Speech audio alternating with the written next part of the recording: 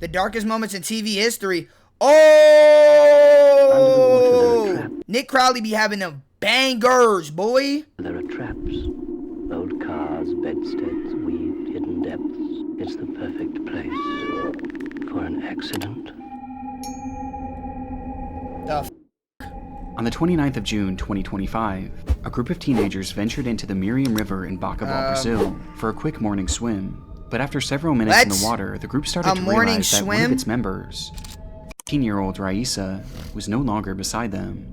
And after calling out her name and searching the surrounding area, the realization set in. Yo, Kale, appreciate the follow. Disappeared. It was now likely somewhere in that murky water around them. The new Nick Crowley videos always scare the living out of me. Shockwaves throughout the community, and straight away locals filled the area to help find this girl. But their attempts were all futile. And with each passing moment, it grew more and more likely that Raisa had tragically drowned, with the search efforts shifting to recovery efforts the next morning. The tragedy led to various news stations arriving on the scene to help document the search, and for one reporter, Lenildo Frazao, he couldn't help but view Raisa's story as a cautionary tale.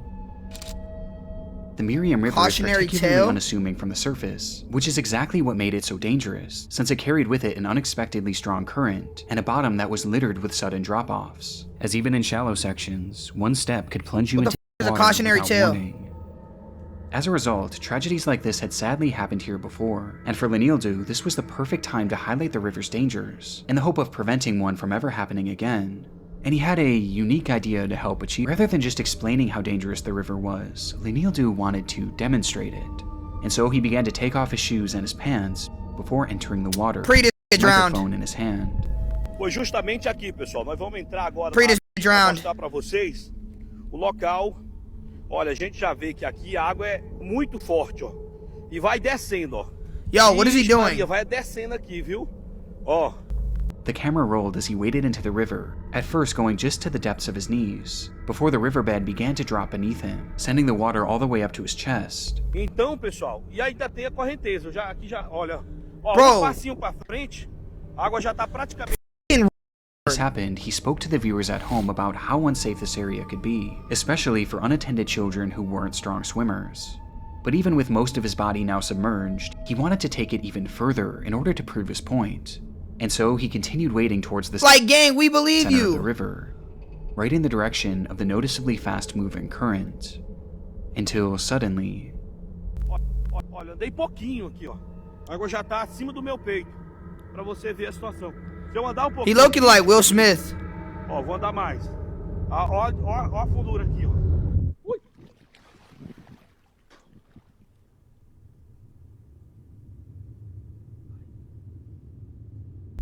Lenildo physically recoiled and let out a loud yell.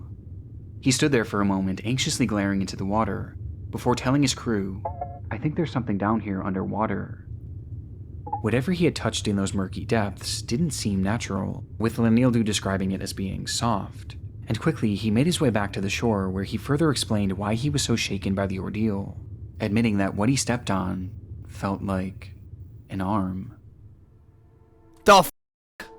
This is the exact moment that many believe Raisa was found, as just moments later, several locals would retrace Lenildo's steps and discover the 13-year-old's body in the same exact location. Wow. Raisa had died from an accidental drowning, as she... And this stepped on her f***ing body. Cursed! He's cursed! He's cursed! She wasn't a strong swimmer, and had likely fallen into the deep water where she was held down by the current. The exact condition that Lenildo had been warning the viewers about, when he unknowingly stepped on her corpse. I thought his dumbass was about to drown too. With the entire ordeal culminating into what can only be described as one of the darkest moments in television history. How far and what lengths have you gone to find these plants? I'm sorry. Seems alright, but I'm not a doctor. I hate watching videos like this because then I start thinking about death and I'm like, damn, bro, I could fall down my staircase that I live in and bust my open.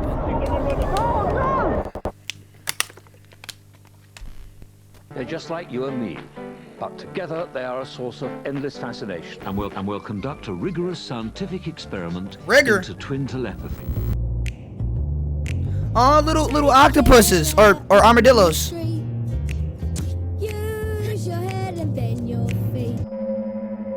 The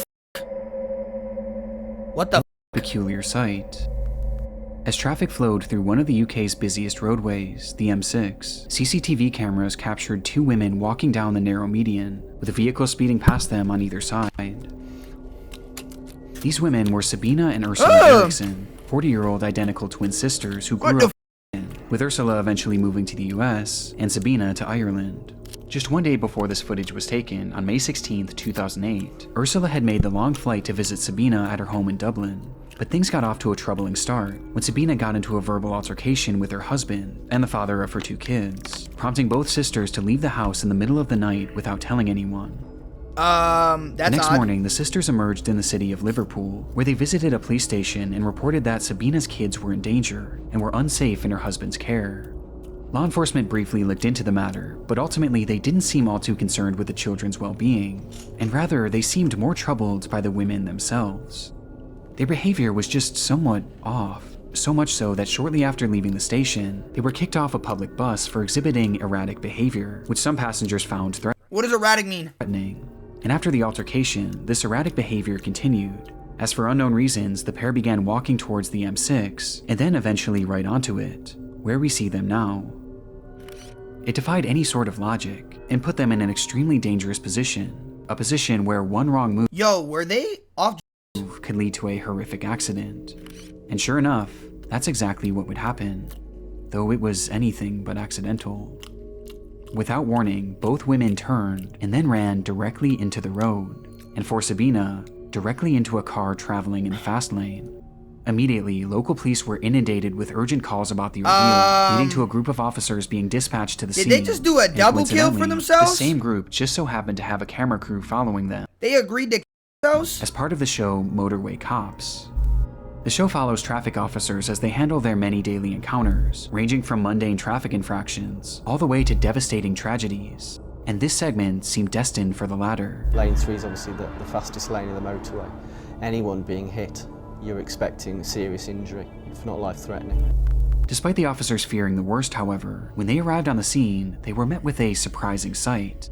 Standing there before them was Ursula and Sabina, who despite being struck by a car at high speeds, appeared completely unharmed. In fact, both sisters were entirely calm, as they were shown casually speaking amongst themselves. What? As if nothing ever happened. It was a miracle. And as the officers began trying to piece together the cause Lived? of this whole ordeal, everyone at the scene began to breathe a collective sigh of relief. There was no way that any of them could have known that their roles had just been cast in one of the most disturbing television scenes of all time. What? Right, what we've got is they were in the central res. They were trying to cross the Bravo, so as we approached, they hadn't seen us, Mother. The red one's got knocked down by the red car over there. I've got an ambulance en route for her. Right. She seems all right, but I'm not a doctor. She has been knocked down. Is she the one that speaks English or the other one? Yes. Right. The other one, she's the... Yo! What the? Single word being spoken, Ursula dashed into the middle of oncoming traffic and directly into the path of a massive truck traveling at over 60 miles per hour. Yo, this just wanted to die. It happened in a literal instant. There was hardly any chance to react, and before anyone could even begin to process what they had just Yo, what the witnessed, Sabina would also run into the road, not after her sister, but rather straight into the path of an oncoming Volkswagen.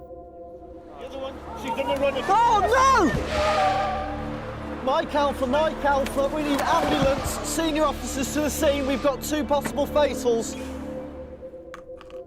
What the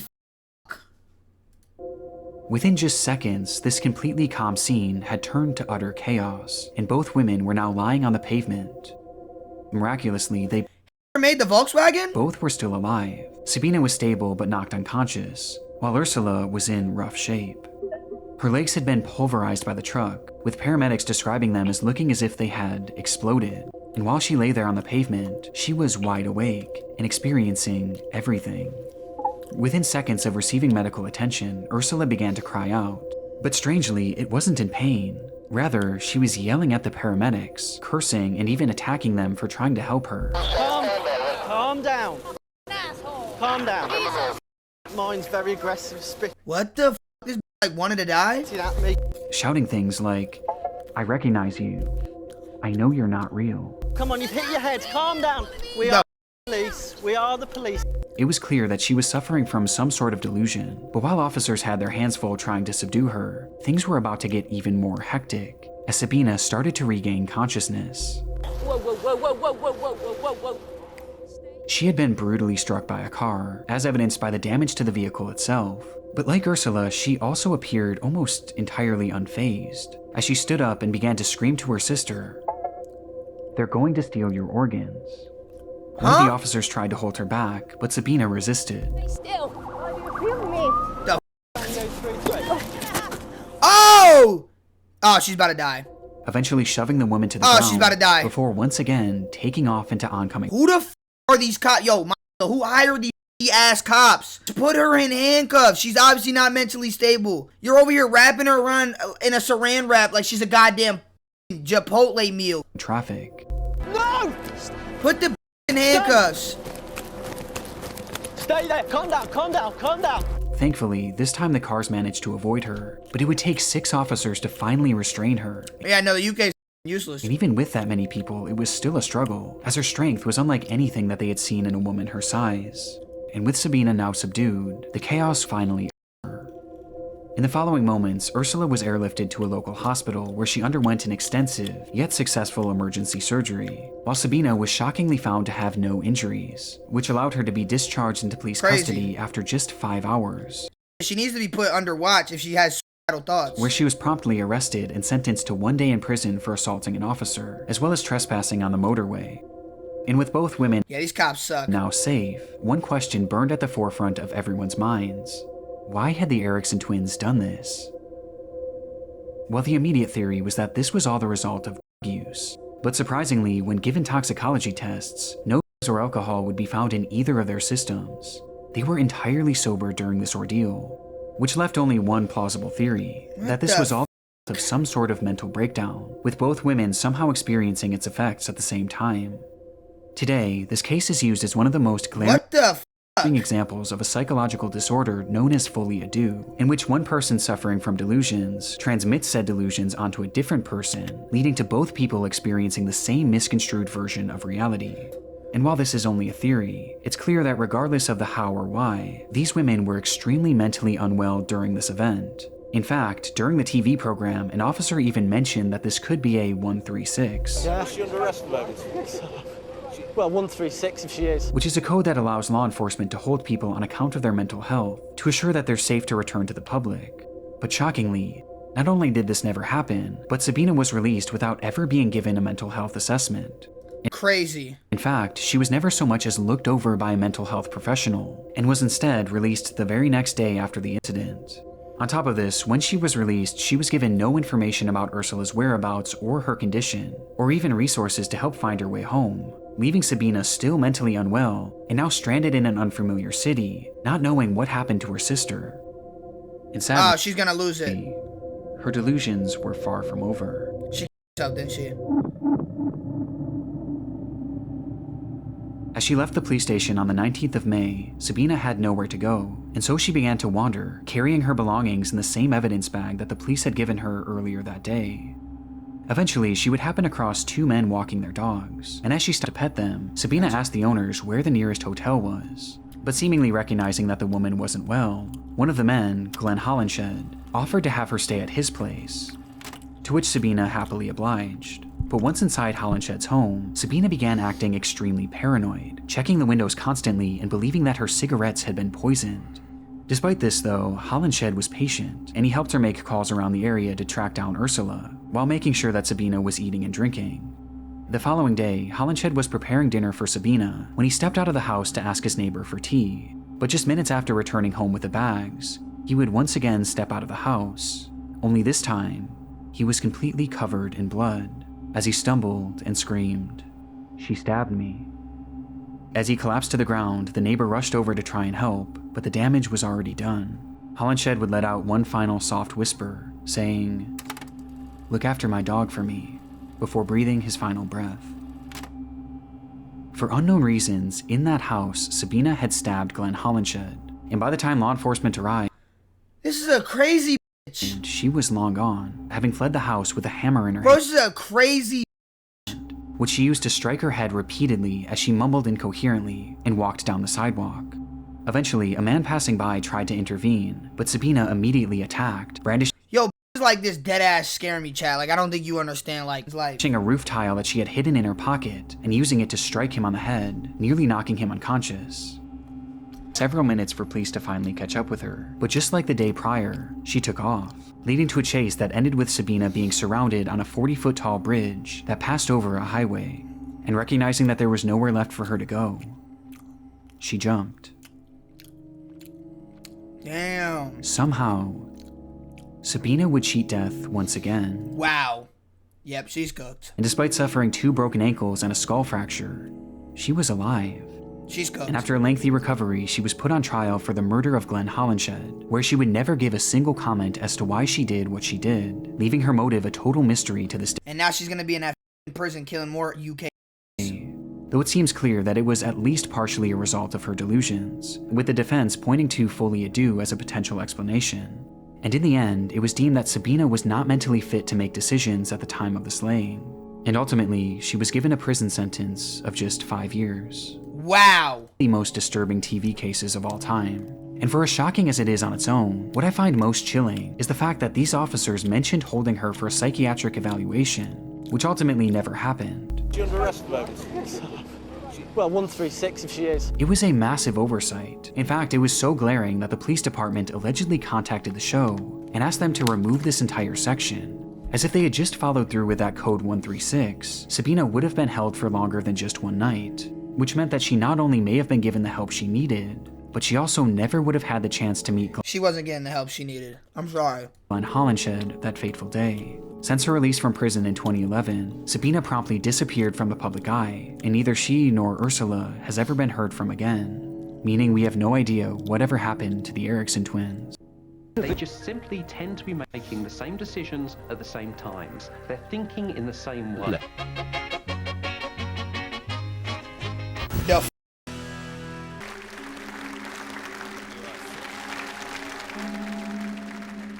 It's December 2021. A couple receives a warm welcome as they walk onto the stage, ready to compete in the Croatian television show Super Talent, the country's version of America's Got Talent. But it's clear this excitement from the crowd wasn't shared by the show's host, who turned to someone standing behind the camera and flashed the unmistakable look of concern. In the minutes prior, the audience at home was introduced to the pair, 34-year-old singer Roman Bernada and his wife, 44-year-old violinist Bianca Kolumpar. Jesus, mommy milkers! Along with their child, who would be watching on as the two shared their musical talents with the world.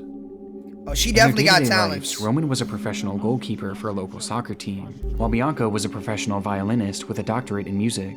And while on paper this all seems fairly normal, it was immediately clear to those watching that this couple was anything but. The two frequently went on long-winded and bizarre rants, with Bianca opening up about her breast enlargement surgery. Ja sam imala kao cura velike grudi, velika mi je bila želja da to vratim, operirala sam. And the two discussing at length their belief in a living God who walked the earth. Ali ja osjetim, stvarno imam taj kontakt sa živim Bogom i mislim da je Bog svugdje oko nas, da je Bog osoba, energija, istovremeno, da. But it was and you're telling your kids this. Their performance itself that proved to be the strangest part of their time on the show. Pozdrav svima. Dobro večer. Vi se mene ne sjećate, jel da? Ja? Ne. Prije puno godina. Aha, ja se nas sjećam kad sam snimala škola, jel ide Harber, ide? Je, ja se ispričavam, ali stvarno moram vas to pitati. Roman's introduction was fairly uncomfortable, as he made mention of a time that he had met one of the judges years before, who clearly had no recollection of the encounter, which seemed to frustrate him, as his demeanor quickly became hostile. Ko je vaš talent? S čim ste se došli Ja nemam nikakav talent. Pa šta ste onda došli? Radit. Work? Potpuno nebitno. Emisija se zove Super Talent. Ja vas mučki volim, nemojte mi zamjeriti. Alo, polako. Mislim da ipak ćemo mi ovdje voditi riječ. Može, pa. Leading to Roman receiving his first X before he even sang a single note. Ako je kolegica pitala koji je vaš talent, a naša emisija se zove Super Talent, a vi tvrdite da nemate talent, onda vas ja pitam pošto ste došli. Radit. Okej, hvala. Yeah, like, yo, what the fuck is you doing here? It was a rough start for the couple, and by the time they did get to perform, things only got worse.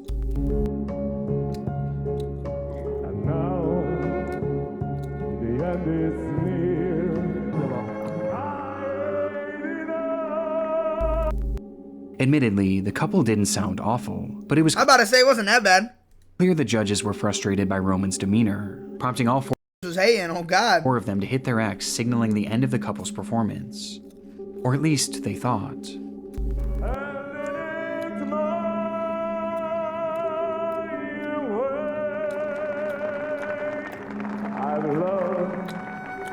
I've loved and cried. Nah, this is the real life Joker on God. The two just kept on performing, playing over the sounds of the judges shouting their name and the deafening silence from the crowd. With the two going until a producer finally had to step in from behind the camera and officially cut them off. But even then, the couple continued their antics, this time by protesting the judge's decision, with Bianca even threatening to go to the newspaper and expose their behavior to the press, all while Roman stood angrily to the side, glaring at the panel before him. What the fuck? And with that, Roman and Bianca's time on Super Talent was over, and they not only walked away without receiving the grand prize, but they also left with shattered reputations, as this segment became notorious among fans of Super Talent, with the couple being considered one of the most unusual acts to ever feature on the show. But despite its virality, this performance isn't what Roman is most widely remembered for today. What the f? On February 6th, 2022, residents in Rijeka, Croatia were met with the sight of a fully man wandering the city streets. Man, what the f? It was Roman Bernata. And while most stared on in amusement, laughing to themselves and snapping photos, what they were witnessing was actually one of the most disturbing events the city had ever seen. After his performance just 1 year prior, Roman continued to pursue a career in singing, taking every opportunity he could to share his music with the world, often joining Bianca on her YouTube channel, and singing on the streets for tips, where he actually made a decent amount of money, though because of his notorious television moment, he would often be harassed and even have the money he earned stolen from him. Good! While performing outside of a local soup kitchen, he was introduced to a woman named Darnika Krevich, a 67-year-old who relied on the soup kitchen for consistent meals. And after hearing Roman sing, she became a legitimate fan of his music, leading to the two striking up a friendship. And despite Darnika not having much, she offered to take Roman to a local coffee shop on February 6th, 2022, where she treated him to a warm cup of tea on a cold winter day. And so the two sat inside a restaurant called the Cafe Pin, with everything seeming completely normal, until a server noticed that Roman started to look almost sickly, like he could barely keep himself upright, as his body was starting to slump over the table, his eyes barely open. The server rushed over to help, but Roman recoiled and shouted, "Just try calling the police on me." And so, not wanting to escalate things, the server left, only returning later to drop off their check. Just try calling the police on me? What does that mean? Which is when Roman's behavior took an even more drastic turn. He began feeling around his pants pocket for his wallet, before looking desperately around the table, but there was no sign of it, and so he grabbed Darnika's bag and rifled through it, before yelling, "You snake, you where's my wallet?"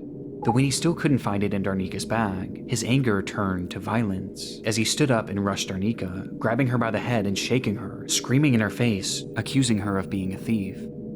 This time, multiple people inside the cafe rushed over to hold him back, but Roman was too strong, too angry, and with seemingly no effort at all, he pushed everyone away, completely unfazed by their attempts.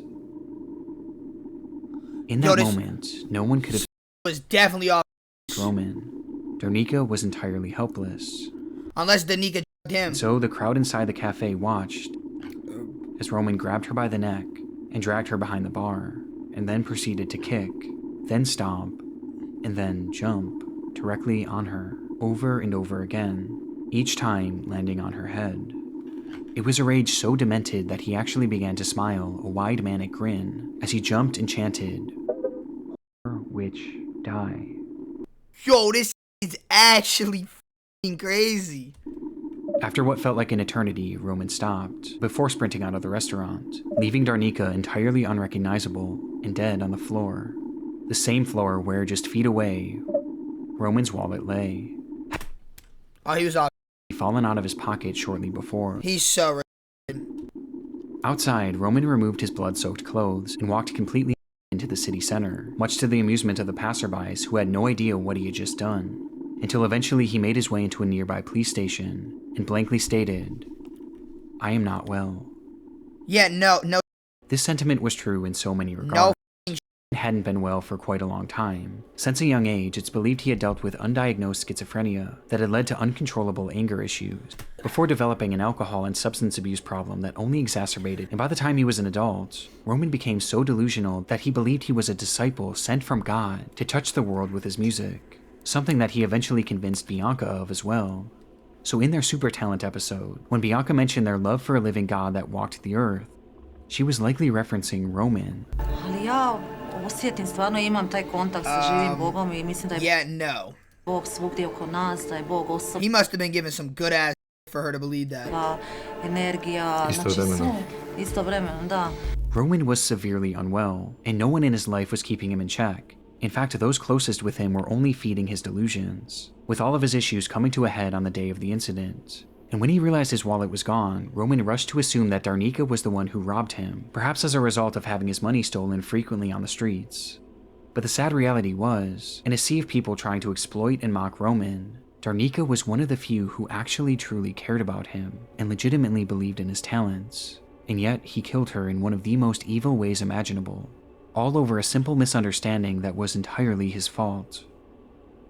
In the end, Roman Bernardo was deemed unfit to stand trial and was never sentenced to serve any jail time. Bro, what the f? Instead being given a 40-year sentence in a mental health facility, where he's since been described as a model patient, with his good behavior awarding him the opportunity to leave the facility for days at a time. 4 years? That's it? For therapeutic purposes. Nature is king here. Man can Ninja. only watch and be humble. There's nothing out there, it's your imagination. Did he just say ninja? I swear I heard Nietzsche.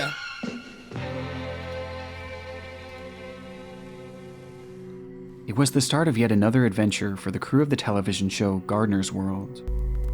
This British program has been on the air since the 1960s and provides viewers with tips on how to maintain their garden while showing off a variety of unique plants that brought them to remote areas of the globe.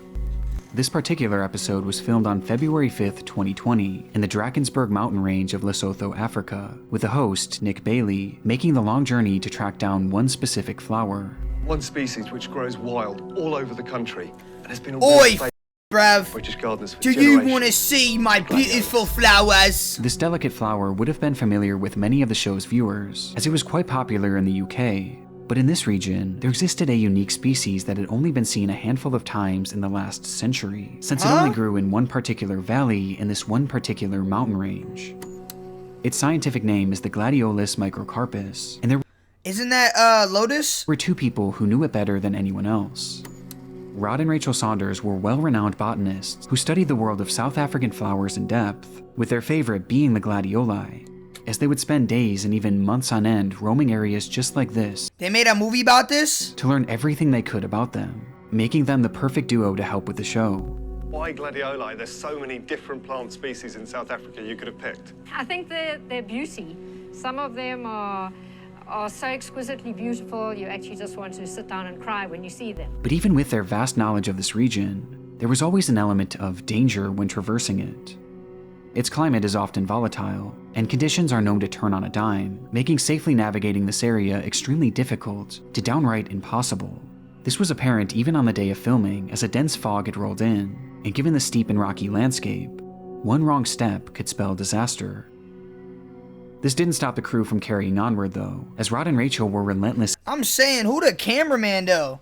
Cause this ain't gonna be able to walk normal if he has a camera on the side of his. That's a good quality ass camera, and this probably has to walk backwards. Nah, this is crazy. In their pursuit, they would do anything to find these flowers. And sure enough, the segment ended as they did exactly that. We've come about 4 times looking for this plant, and this is the best I've ever seen it. It is looking absolutely gorgeous. With that, Rod and Rachel's time on Gardener's World was over, but their journey through this area certainly wasn't. As the cameras cut, the crew made their way back to their makeshift base camp miles away, where they said their goodbyes, with Nick Bailey capturing a photo with a beloved couple and sharing it onto Twitter before parting ways. Oh yeah, I already know where this ended. It ain't ending no f***ing leaf. Ended with this Nick's body parts getting cut the f*** up and eaten for dinner, for supper. Leaving the couple behind, as rather than returning to their home in Cape Town, this was actually just the start of what would be a multi-month expedition into this region, with the Ngoi Forest Reserve being their final destination. Along with being botanists, the couple were also avid seed collectors, and had started a business which shipped the seeds they had found to other plant lovers around the world. And while here, they made it their mission to find some of these ultra-rare gladioli seeds. And sure enough, on February 8th, 2020, Rod and Rachel sent a text to one of their employees at the seed mailing business, which contained a photo of the exact flower they were looking for. But despite this text seeming like a sign of more good things to come, the reality was far more bleak, as this text would ultimately be the last the couple would ever send. Out of nowhere, communication with Rod and Rachel had stopped entirely, and for days no one heard anything from the duo, prompting that same employee they had sent the image to report them as missing on the 10th of February. It was a devastating turn of event, but one that was always a possibility. Poor weather, a wrong turn, an injury, anything could have derailed their expedition, as again, this area was notoriously dangerous, with it seeming all but certain that they had fallen victim to the unpredictable fury of Mother Nature, though this belief would quickly shift, thanks to the discovery of the couple's car. It was found by authorities abandoned by the edge of the Tugela River, and had been emptied of virtually that car everything nice as inside. However, there was something left behind, as in the trunk, authorities would find a massive pool of blood that belonged to Rachel. Days after filming, Rod and Rachel were making their way towards the Nagoy Forest Reserve, growing more and more excited by the discoveries they were making, oblivious to the fact that in the woods around them, they were being watched, hunted even, and not by an animal, but rather by a man.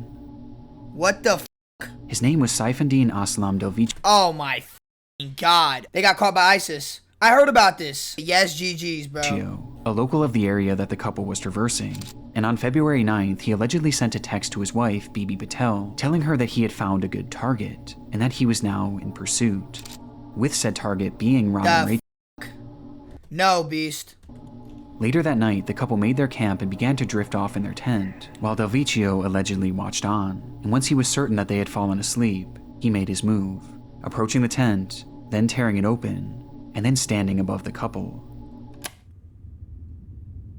In the following moments, Rod and Rachel would be brutally bludgeoned to death before they could even react. What is bludgeon? As they lay helplessly, still inside their sleeping bags.